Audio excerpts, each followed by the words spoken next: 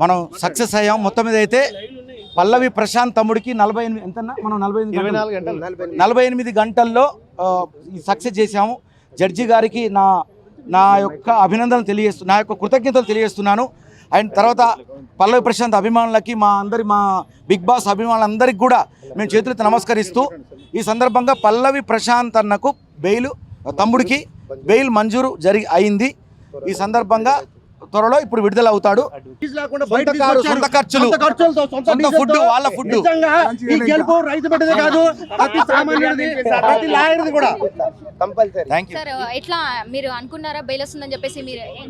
Bail వస్తుందని మేము అంటే 99% ఉండేనండి. ఎందుకంటే అందులో నాన్ బెయిలబుల్ వారెంట్ ఒకటి ఉండే, దాన్ని కూడా ఆ సెక్షన్ ఉండే, వారెంట్ సెక్షన్ ఉండే, ఆ సెక్షన్ కూడా ఛేదించిండ్రు. ఎట్లా అంటే అందులో ధర్మం ఉంది.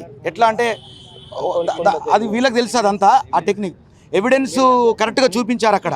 ఎస్, అది జడ్జి గారు నమ్మి మనకి ఇప్పుడు బెయిల్ ఇచ్చి ఇవ్వడం జరిగింది. నాన్ బెయిలబుల్ వారెంట్ సెక్షన్ని కూడా వాళ్ళకి అక్కడ మాట్లాడి అక్కడ వీళ్ళంతా లాయర్లంతా కలిసి కూడా అక్కడ డిఫెండ్ చేసి జడ్జి గారికి నిజంగా అక్కడ కరెక్ట్ వాస్తవాన్ని నమ్మించి మనం సక్సెస్ అయ్యాం. మొత్తం మీద అయితే పల్లవి ప్రశాంత్ తమ్ముడికి 48 ఎంతన్నా మనం 48 గంటల్లో ఈ సక్సెస్ చేశాము.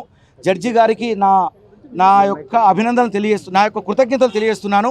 అండ్ తర్వాత పల్లవి ప్రశాంత్ అభిమానులకి మా బిగ్ బాస్ అభిమానులందరికీ కూడా మేము చేతులెత్తి నమస్కరిస్తూ ఈ సందర్భంగా పల్లవి ప్రశాంత్ అన్నకు తమ్ముడికి బెయిల్ మంజూరు అయింది. ఈ సందర్భంగా త్వరలో ఇప్పుడు విడుదల అవుతాడు.